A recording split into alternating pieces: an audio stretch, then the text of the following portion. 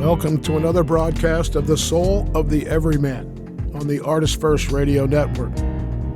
All past shows are available in podcast form. You can pick them up at ArtistFirst.com. We welcome your questions and comments by email, dj@artistfirst.com. And now here they are, Michael and Margaret Lines. Thank you very much, Z-Man. We were missing our music, but we're in. And welcome to another Soul of the Everyman. Mm-hmm. And I'm Margaret. And she's Margaret. And you people know who I am. But you know what? If you were deaf, dumb, and blind, you would still know this is the Soul of the Everyman because it would come through the ether. And our notable quotable tonight, actually a very interesting quote, is from somebody who was unfortunately born deaf, dumb, and blind, and it's not Tommy. It's Tommy's date, Helen Keller. Mm. And we ran into this quote, and I thought it was. We both thought. I'm sorry. You found this, or we both thought it was so. So on point. Sort of to where we are in the world today. So if you have it there, maybe you'll give it a read, and then we'll launch. Righty? Okay. Security is mostly a superstition. It does not exist in nature, nor do the children of men as a whole experience it. Avoiding danger is no safer in the long run than outright exposure. Life is either a daring adventure or nothing. And you know who the quote reminded me of right away was the last line of Longfellow. Tell me not in mournful numbers. Exactly. Tell me not in mournful numbers. Life is but a waking dream. And the end, when the muffled drum beats to the grave, he's talking about the adventure of life, and so is Keller here, and in many ways, I don't want to say that we've lost it because I don't think you can lose that, but there is this conflict, this sort of two forces, if you will, within the soul of man, maybe many others, but there's a desire. We have a desire, sort of a craving for security, for surety, to know what the future holds.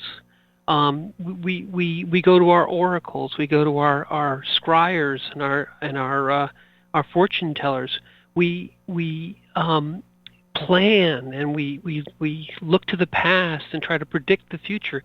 It's all about kind of taking the risk out. We say, well, if I plan and I look to the future and I consult the oracles and I roll the bones, I'll be okay, and there's a craving for that. And yet life would be almost worthless, almost not worth living without the adventure, without the unknown, without the possibility of a surprise. I think people very strongly remember negative surprises. Things that happened that was bad. But we forget all the positive, happy surprises. And I don't want to say, we should always be thinking of a happy surprise. No, but I think the spice, if you will, the juice of life, is that there is an element of the unknown, and that what is any adventure? What is any thing where you go into the unknown? One of the reasons that you're drawn into it is to find something new, about yourself maybe, or find something that you've never seen before. You stand in wonder. That's also within us. But then this sort of need for, I don't want to take a risk. I could get hurt. I could fall down. It's a conflict which is always there. But I think it's. People spend far too much time trying to squeeze all the risk out of life. I think her first line, where she says security is mostly a superstition. Mm. is quite apt. Because when you think about the things people do for security, I'm wearing my lucky socks today so that, or I have my lucky underwear on. oh, Lordy. Well, I do. Never start a show without them. Moving on. Okay. Can we come back now? Yeah, sure. But to understand that it's an automatic. You sort of go into a state of, well, what did I do the last time that made this work out well? I must have to do the same thing over again. Hmm. And it is that aspect of man that is capable of looking towards the future and evaluating the past, right? And that's a wonderful thing. That is a gift that only humanity really does. Planning years in advance or contemplating years in the past. Trying to learn from past mistakes. It's built into us. I find it fascinating that we have a tendency to put up walls on really learning what our past mistakes are. The old, if you do not learn from your history, it is bound to repeat. So to be myopic in that sense basically brings you to the point of superstition. I love, again, superstition, because what you said before about doing the same thing over and over again, it becomes a mantra. It becomes a it becomes a sort of a spell, if you will. Well, if I put my cup just here and I step this way and I turn just so and just so, everything will work out. Because it's almost like I'm appeasing the powers that be somehow. The faith, yeah, it's believing that somehow you can shortcut something. Well, and what are we trying to shortcut? What we're trying to shortcut is this sort of fear of the unknown, of chance. In essence, one of the big tragedies are, the XYZ was just going down the street, minding their own business like they did every day, and then out of nowhere, a cornice from a building falls on them, and they're dead. And there's no other way that we look at that except, well, oh gosh, it had to be their time, or they were just terribly unlucky, or maybe they did something just a little bit different from the routine. Oh, if I hadn't taken that extra cup of coffee, I would have lived, that kind of thing. And I think all of that is bound up in this idea of security through doing all the right things and saying, having all the right stuff and saying all the right formulas, Right. It's believing that if you organize it just so, it leads to the idea that there's a perfect way to do it. Exactly. And unless you really look at it, you'll realize that there's a variety of ways you can do something, but it doesn't always guarantee it's going to have the same outcome. And it also strips away the whole idea of being in the moment, and the idea that through just being there, being present, and opening oneself to the possibilities, basically saying that anything could happen, but if I have my perceptions right now in the moment, I will be guided to do what needs to be done. The necessary is not planned, if you know what I mean. Well, it's allowing for space. Because when you narrow things down to what you want to be a predictable outcome, you say it's a secure outcome. But the truth of it is you've narrowed your consciousness down to only this mental part of you that puts everything in this two-dimensional box. I know very few people who can think past 2 dimensions, honestly. But they put it into a 2-dimensional box because doing it that way gives it handles. It's like filing a report and putting it away in a drawer. That's a 2-dimensional way of handling information or data or experience. Instead of integrating what you've learned from an experience into your conscious perception. I would even call it your toolbox. But go ahead. Being able to perceive in a much broader sense, instead of narrowing it all down to this handleable, because that's really what we're looking for. We're looking for handles on our experiences. And you can only, how can I explain this? When it's handleable, you must understand that you can't fly. There are no wings for you. In fact, you are only seated in front of a screen. And you're watching it or trying to figure it out. But you're not in the moment where the experiences are full and recorded even in your own energy patterns, your brain patterns, your system, memory, body memory. You're just watching it 2-dimensionally on the screen. I love that. Let's just back up a little bit. When you talked about 2-dimensional thinking and you held up your hands, you couldn't see it, of course, home, but like a box. Because I think what we're talking about is that people narrow it down to outcomes. They say, I want this, or maybe this, but then it's just a box. It has to fit in the box. And as you said, it's like having it on a video game screen so that you're watching it, and maybe you're interacting with it, but it's inside a box. It's just a game. It has no, there's no room for real providence, real grace, real anything. You're not in the moment. You're actually as far away from the moment as possible. You're in the mind. Right. You're in your outcomes. I want this outcome. And then in the video games, of course, you respawn over and over again because you get to redo until you get your outcome.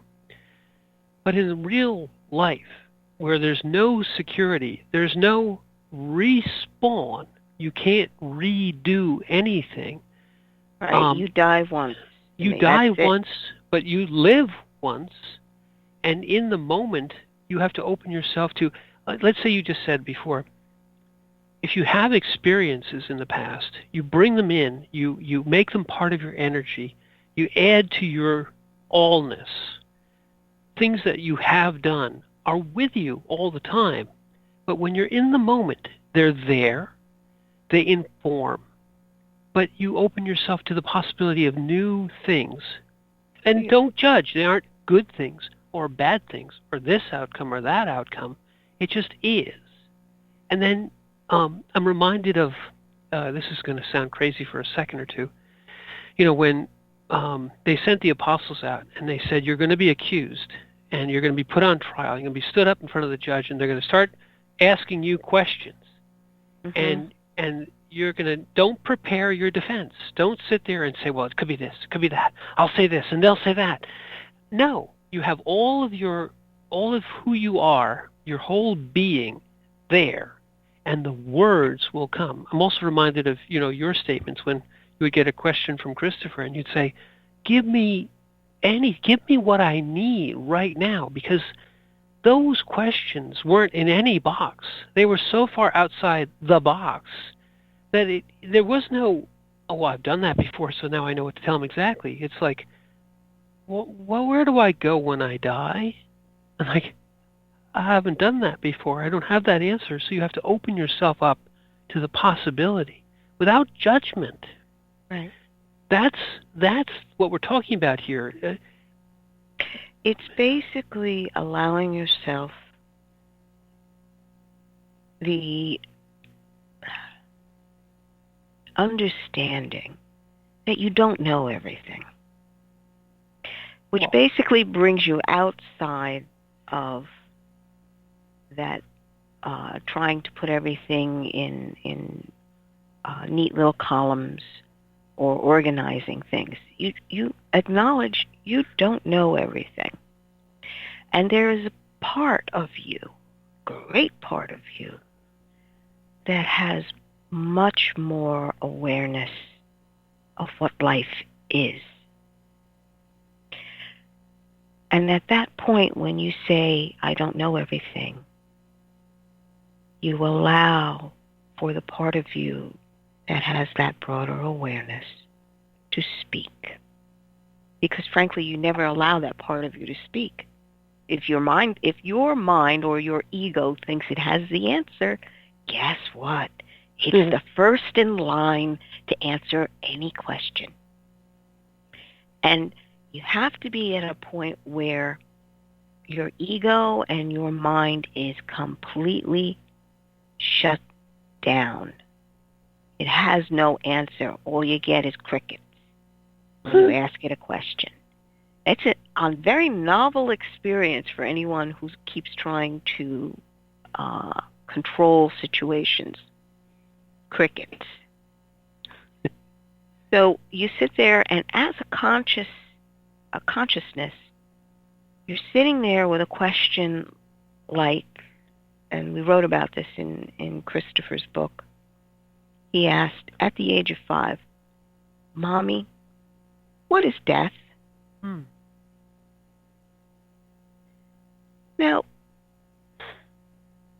how do you answer that so that a 5-year-old is able to grasp something from this concept?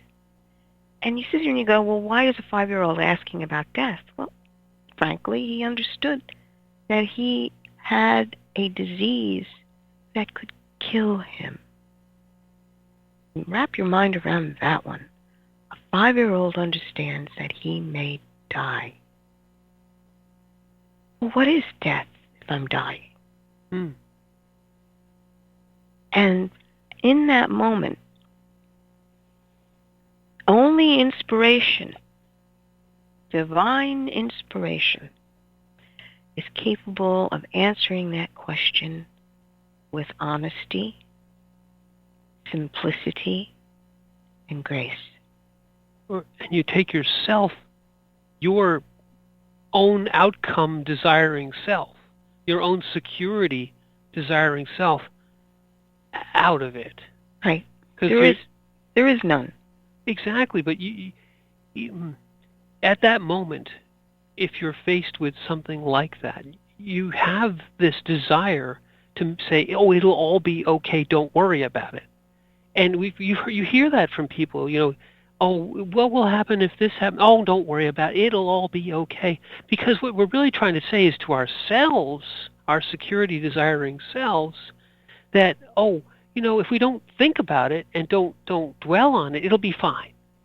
And you shouldn't dwell on it, but nor should you, in essence, repeat the mantra or the formula. You have to do what you just said. You have to be honest and realize that even in your own fear and in the fear of the other person that you're talking to, who is you and you are they, you're talking to yourself, you're talking to them. You have to say, in all honesty, first of all, I don't know the answer to that, and be honest about that. Then open yourself and say, what can I say? Give me the words. And the words come. And if you open yourself and don't try to put outcomes on it, or I like this or I don't like this. You don't put anything of yourself in the response. When you finally open yourself up, first of all, knowing that you don't know the answer. Right. Secondly, that you do need an answer. And thirdly, this is for the one you love, because he needs help right now.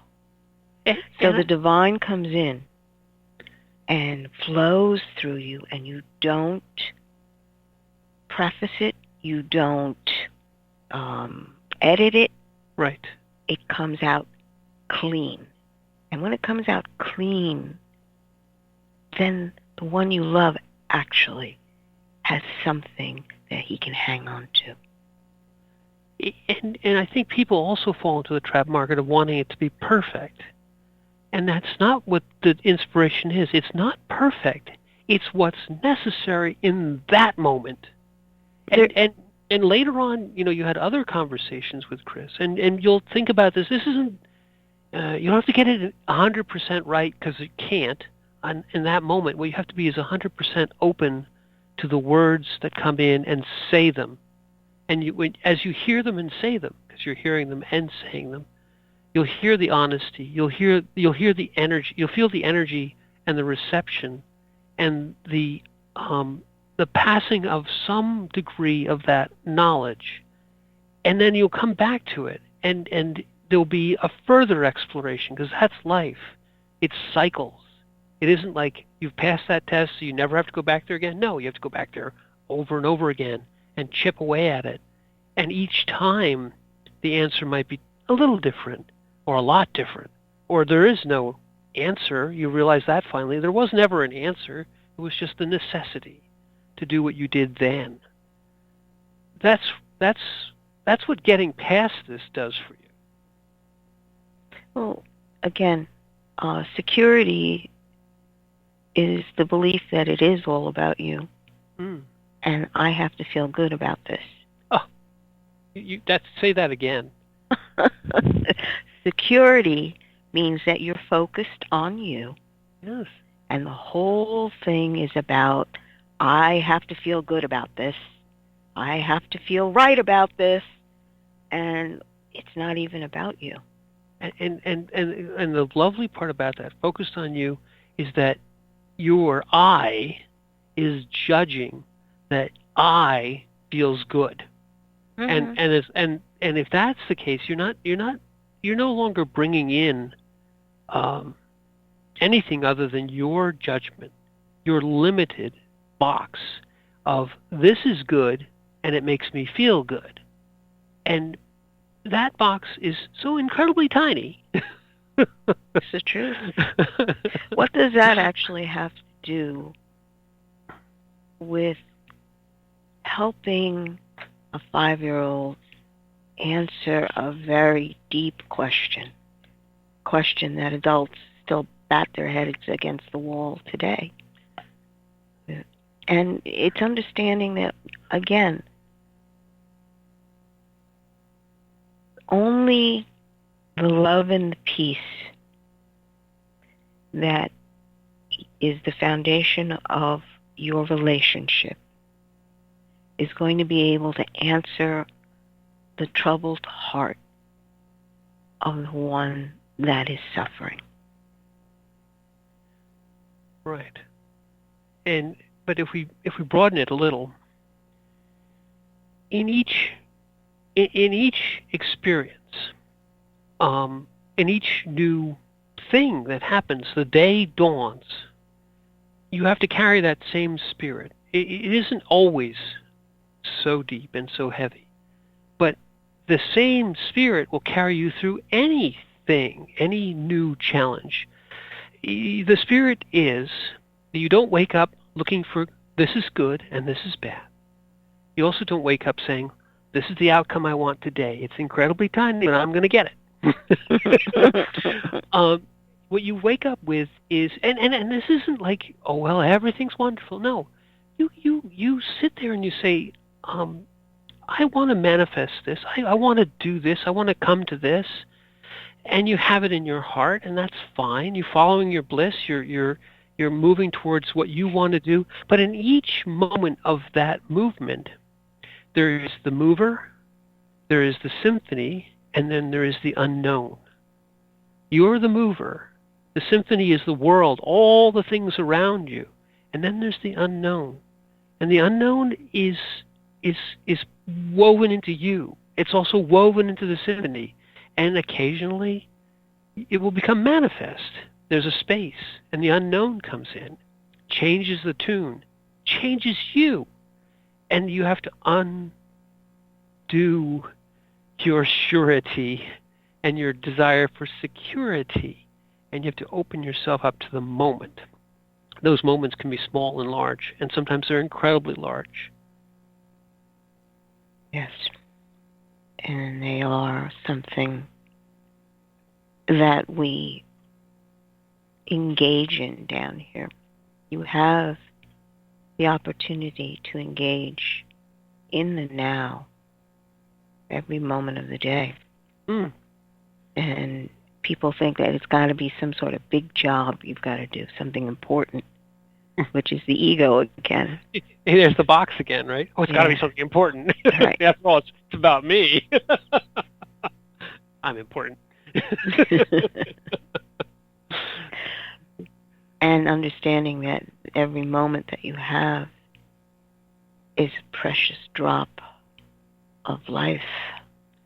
Who said, Margaret? Who said that? The smallest thing that you do, you have no idea how large it may loom in the eyes of the other. And I think that's appropriate here because we think something's important or not, but that's just our expectation. That's our ego, and you don't know the smallest little smile, the tiniest kindness, whatever it is that if you're living in the moment and you're there necessary to do whatever that was. How large it may loom in the eyes of the other, you'll never know. See, that is part of the mystery. Hmm. Are you willing to participate in the mystery, even though you may not understand the repercussions of what you are actually doing? I know someone who basically said to me, "Oh no, Margaret, I have asked God, I must learn my lessons one at a time. I'm open to everything, but I need it to be one at a time." Right. I think I know who you're talking about. And I was just astonished because how is life lived just this through this siphon that you have, where everything's got to line up and one little thing at a time? Well, and what's the presupposition there is that you get to say when it's finished, and I'm ready for another one now. This one's done. I'm good here. It's like, did you ever hear the word gestalt? Well, or just the word, God doesn't care about whether you want a lesson or not, whether you think it's good or not. Bah. Well, honestly, he does care, but it's taking responsibility for your own actions in that moment and the responses that you give is what you have control over. Exactly. That's a very good thing. Let's take a moment. Let's break right here and go back to the studio, and we're going to call security during the break, and then when they come in, we'll let you know.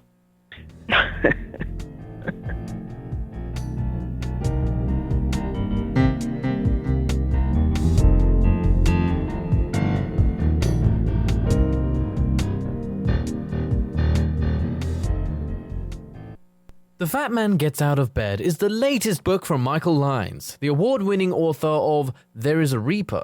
Featuring 13 original stories, this wide-ranging collection has everything. Forbidden love, gods versus demigods, weird invading aliens, sexy seductive artificial intelligence, and unusual passion between the living and the dead. All set amidst fantastic worlds of pain and loss and boundless joy. From the sublime to the macabre to the bittersweet, The Fat Man Gets Out of Bed will leave you breathless with laughter, brimming with tears, trembling with suspense.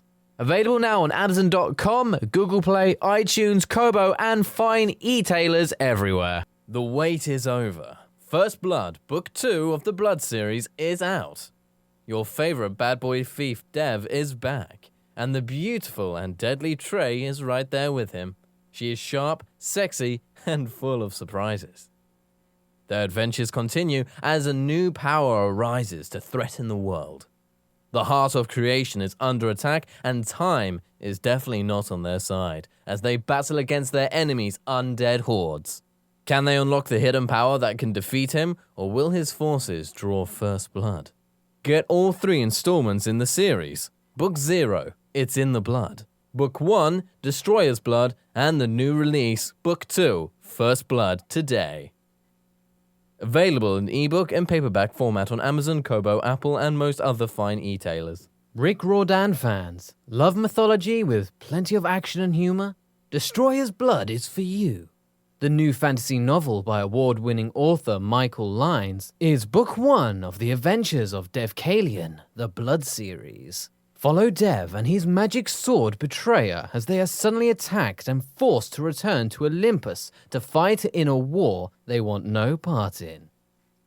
The world of men and gods is about to be destroyed by Zeus's ancient foe, and only Dev and Trey can stop him. The conflict never stops, and the amazing twist will have you on the edge of your seat. Act now while the ebook is on sale for only 99 cents.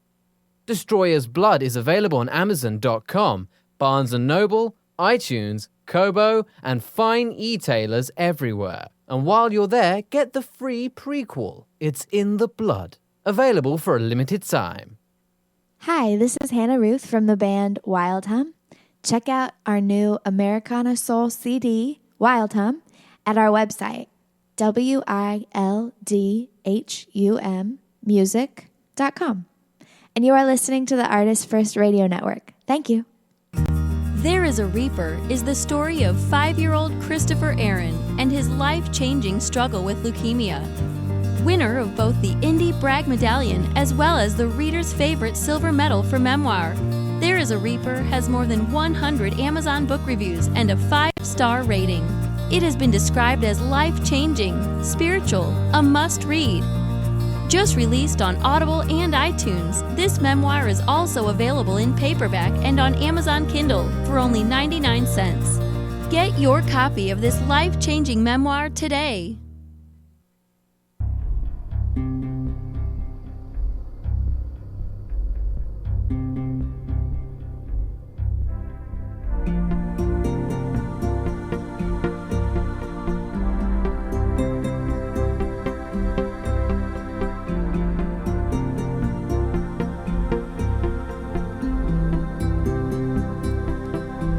Thanks for joining us on The Soul of the Everyman.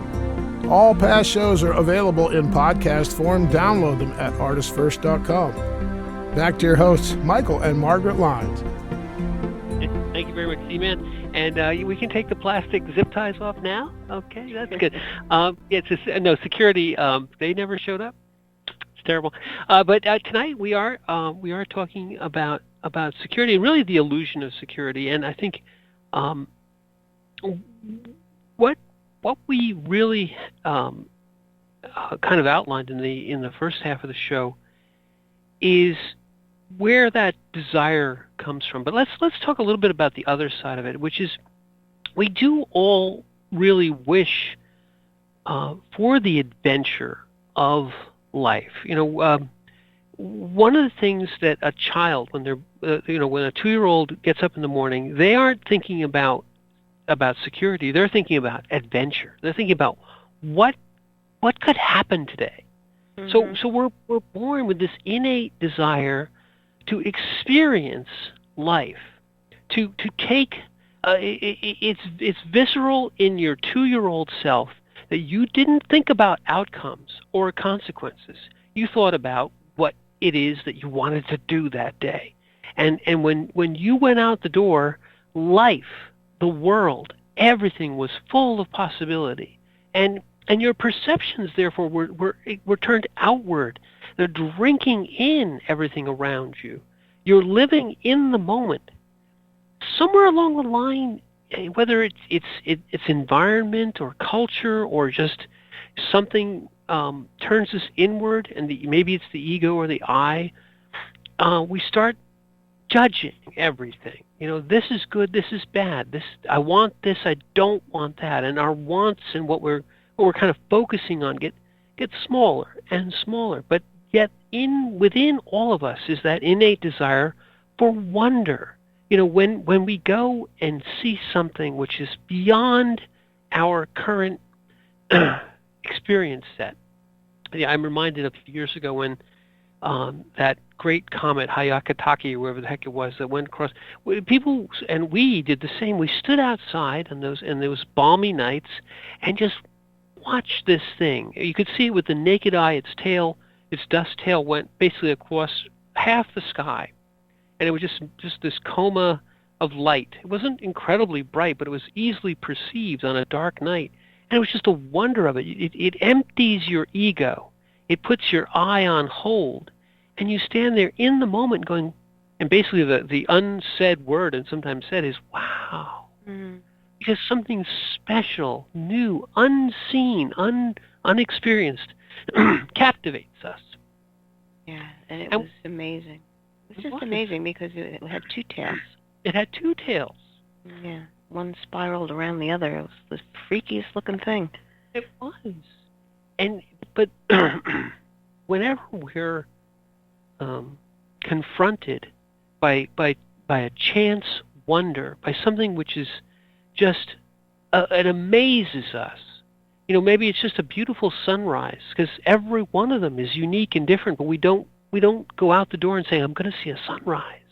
People look at you crazy. Yeah, the sun's going to rise. No, you don't understand. My 2-year-old self is completely engrossed and delighted by a simple sunrise, or a bird lights on a bush next to you, and its colors strike your eye, and you're transfixed. You're captivated. In that moment, if you could capture it just think of it for a moment without judging it. You're not saying this is a good bird or a bad bird or a good sunrise or a bad sunrise. It's just wondrous. Mm-hmm. And that in the moment part of you isn't worrying about security. It's not worrying about whether this is dangerous or not. It's just saying this is I would say beautiful, but it's really just wonderful in the true sense of the word. It is full of wonder. It amazes you.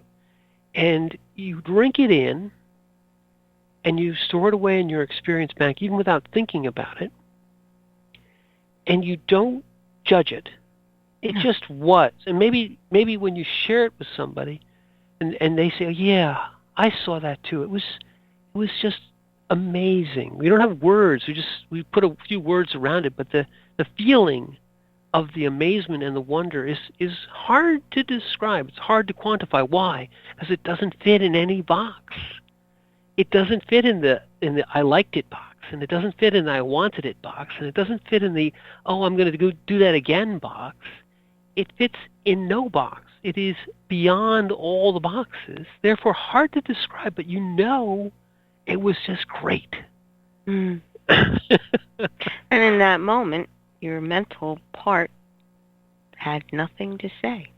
Nothing. It was silenced, in fact. Yeah, that is a spectacular moment. Yes. And Tolle talks a lot about that. Eckhart Tolle. He talks about this how he goes on with his lovely little soft German voice, moment when your mind, in essence, shuts up. It's silenced. It feels like it's empty, but it's not. It's just turning itself outward totally, no longer talking to itself all the time. I think this is good. I think this is bad. I don't like this. I like this. I don't like this. I like this. Maybe I like it. Maybe I don't. No, all that stops.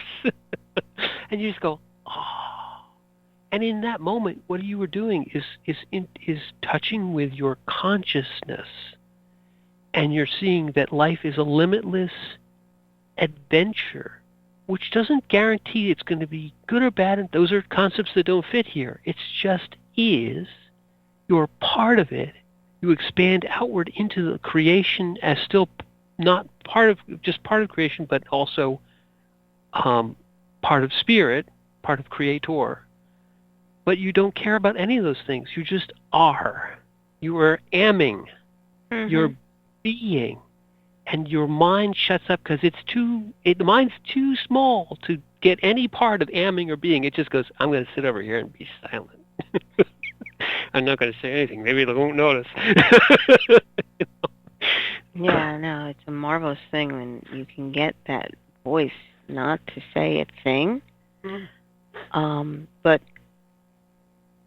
one thing you can do is have that mental part of you record. It's good at that. It's really good at recording what is. Basically, you give it the command to record, and it takes a video of what's going on that you can replay back later. And frankly, that is pretty much what the mental part of you is supposed to do, to be able to record it all so that it can be experienced again later, or if need be, analyzed, different parts. There's nothing wrong with it, but relying too much on that mental part doesn't allow you to take more videos. That's a good way of putting it. It's also, when you live in the mental, you feel you're a rodent on a wheel, like on a hamster wheel, because you're constantly in the spin. You're constantly running to keep up. The voice in your head is unable to process things quicker than it can say things. It tries to talk as fast as it can to process things. And when you just tell it, shut up, or it shuts up and you say, just record, it stops talking, stops judging, stops evaluating, and just turns itself into soaking in the experience. But then you realize then that it's a small part of you that you've been living in, and that's why it felt like a hamster wheel. It's tiny, it spins, it makes a lot of noise, it talks to itself all the time. You shut that up, tell it just soak it in, okay? Well, when you tell it to record, it actually has to expand itself out to record on multiple levels. Yes. Okay? It can't sit there and take it one at a time. Yes, you can't do it one at a time. You can't record one at a time. You have to. It's an expansion of the abilities of your mental part, which is a wonderful thing because it needs to mature as well. Yes. And that's part of the maturity. Interesting that you say that, because I think the mental comes in at a certain level in your life. Let's say, just give it an age of 7 or something. You start to talk about the mental. But it is an immature part of you. If you stay there, you will grow older physically. You will grow older in many different ways, but your mental processes will remain in this very judgmental, I like this, I don't like this, I like this, I don't like this. And part of Buddhism or Zen is to quiet the mind, because you need the mind to shut up and learn something new, to realize that you can't take things on the hamster wheel one thing at a time, that you need to stop evaluating at the same time that you're trying to process things, and just let them come, and come back to them later, perhaps, or never, perhaps, and be okay with that, and realize that your consciousness doesn't need to judge things, and that the mind is not the be-all and end-all. It's an incredible tool that we as human beings have, but we tend to live there. And that is why we sit there and endlessly try to figure things out and try to mitigate risks and try to get our 401ks in line and get our shots and all this other stuff. No. That's small. It's tiny. It's outcome based. And it doesn't allow you to breathe, let's say. It doesn't allow for a larger picture. If you look at it in terms of binoculars, because you're standing there and you have the expanse of the sky in front of you, and when you're standing there, you realize the sky is not just what's in front of you, it's also above you and behind you. Yes. But when you put the binoculars on, you are looking at a tiny little piece, trying to figure out something in the distance, maybe. What is that? What could it possibly be? Right. And understand that, do you really want to live that way all the time? I mean, if you had the binoculars on all the time, you'd be running in the doors, you'd be missing steps, you couldn't eat. Yes. I mean, that's a perfect analogy, because our mind has the ability to magnify things like binoculars do or a telescope, but it's very monocular. It's very focused on the thing. In fact, it magnifies things so that it can examine them in fine detail, but during that period of time, it ignores so much. And the part of you which sees the whole sky at the same time can't talk about it. It just perceives it. And when we've talked earlier in the last half hour, when the symphony and the unknown change, and they come, and you in the middle have to follow the music or deal with the unknown.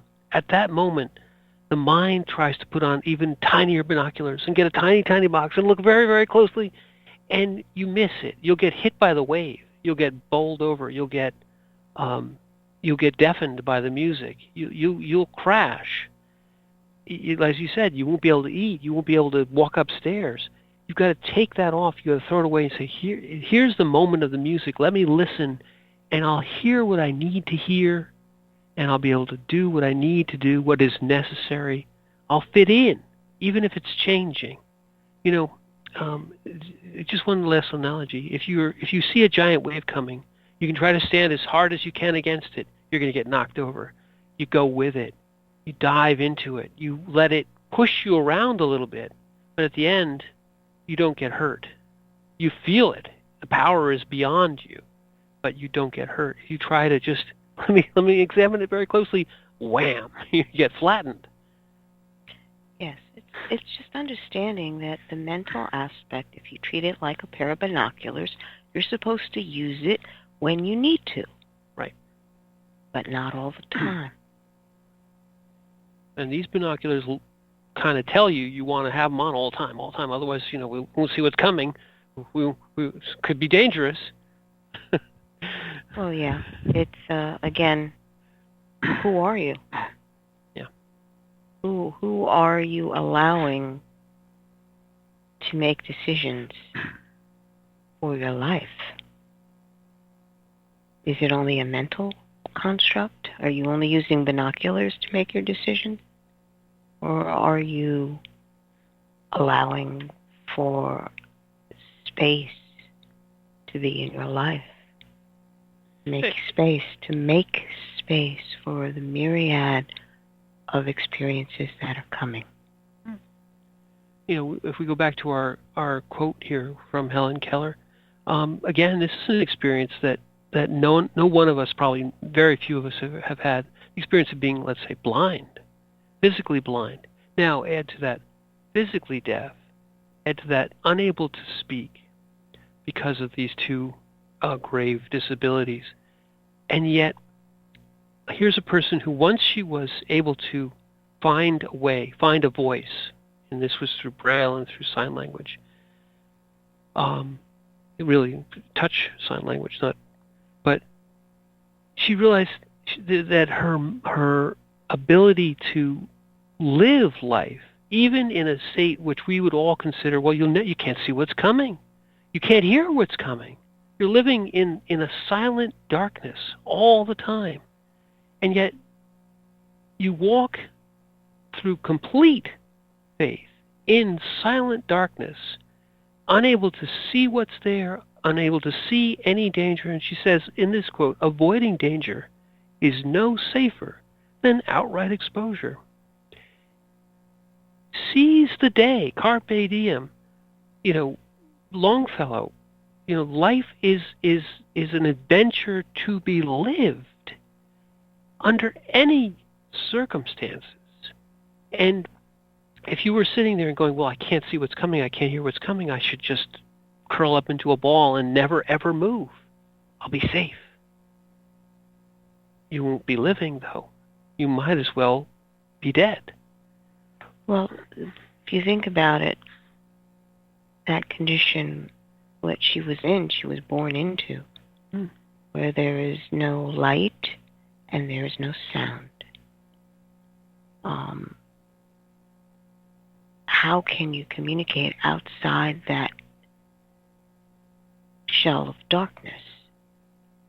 And it was only through her, I believe it was her governess. Right. But she was determined for her to begin to try to find a way to communicate with the outside world. Right. I think people don't understand that what they mistaken for security, which is, well, you're not hearing anything bad and you're not seeing anything bad. That's a very apt analogy. Yeah, they think that that's what they want.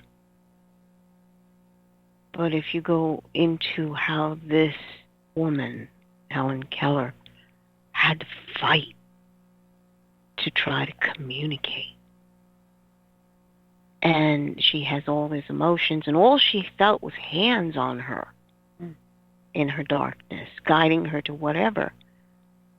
And it was the experience of water. The famous. That began to open the door up for her, that experience of water flowing on her hand, and then understanding that I can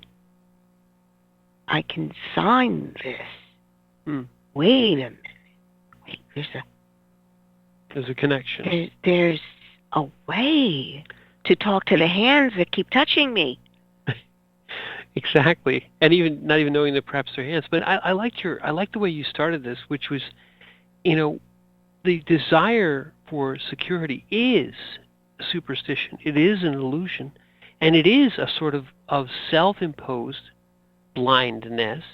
Because you think, well, if I figure this, if I have it all figured out, I know nothing's, I know it's all good. I see nothing coming bad, and it's a self-imposed sort of deafness. Nothing's coming. I don't hear anything bad, and it is all about judgment. The grasping of that illusion and the covering of oneself in a box, and saying that within this box, ever smaller and ever darker, I'm safe as long as I do X, Y, Z. Again, this sort of, superstition wrote these kind of formulaic things. I have to do this, I have to do that, I have to do this, I have to turn this, turn that, wear these socks, wear this bulky underwear, and then I'll be safe. It is a sort of a blindness, and it is a total withdrawal, if you go to that extent, into the mental, into the fear-based, I can't step outside because I'll be instantly destroyed. I have to stay within my box. I'd like to, if you think about it, her mental aspect really wasn't given a chance to take over because she couldn't speak and vocalize anything. Didn't mean that she couldn't reason. Right. But it was a completely different experience because her mental aspect had to figure a way to begin this communication, and that patterning of this physical sequencing is capable of communicating something of the world that I'm experiencing. Right. Was key. But the mental aspect then is in full flower. It's not distracted by what should be, could be, would be. It just is. So through that mental aspect, that communication of thought and object was made. Whatever the sign language was for it, the sequencing of hand motions meant this water. Right. So in its pure form, that is what your mental aspect can do. Exactly what it's for. Exactly. Without any prejudice. Right, without the judge. That's the 2-year-old mental aspect is, this means this. This symbol, this sound, this object means this. And the mental is drawing those conclusions. It's making those connections. That's what it's all about. It's when you throw the judgment, and it's always with I like this, I don't like this, I want this, I don't want this. This is beyond symbolism. This is throwing in, as you say, either prejudice or judgment, or it's a spin on spin. It's the mental talking to the mental, and it is also very necessary, also incredibly important, but you just don't want to live there. Right. Not all the time, because that's your binoculars, that's your microscope, that's your electron analyzer. But if you sit there and grind on things, it turns into worry, it turns into fear, it turns into a waste of energy, it turns into blindness and deafness to all new things. and it starves the whole rest of you. And the mental knows it's starving the rest of you because it's also starved. It knows that it's running in a hamster wheel and it can't keep up. It wants one thing at a time because I can't keep up. The all of you can handle it. Mm-hmm. The all of you needs the adventure. The all of you knows it's not secure and it's okay. Not that it doesn't care. It's okay. Well, exactly that. You are a being that is interacting in this particular space and time. Mm. And your body knows how to move through space and time. And to receive grace in time. But that movement is the beginning that establishes your consciousness in this three-dimensional aspect, 4 dimensions if you put time in there. But it's more than that. This is your being state here, your physical existence here is the touch point of the eternal into this world. And it's not safe. Truth is, it never was supposed to be one way or the other safe. Right. You are more than capable of handling where your feet are standing right now by being whole. And you begin to be whole by being grounded in the moment of now, in this particular space, and allowing for all of you to come together and balance in your heart, to know what is the flow of the moment. Your heart knows the flow of the moment. And I think, as you said several times already, it also knows that there is that which is beyond even your own vastness, which you touch into and can bring in. You just have to be open. And the heart is also good at just saying, give me the words. And I'm open to the grace. Because that's how you get things beyond yourself, not from the mental. Mm-hmm. Yes, you have to be open to receive grace. And that's the channel through the heart. And we have to be open to... Security is coming right now to take us away. So this is the end of The Soul of Everyman. I am Michael Lyons. And I'm Margaret. And we're not safe. Oh, stop. Thank you for listening.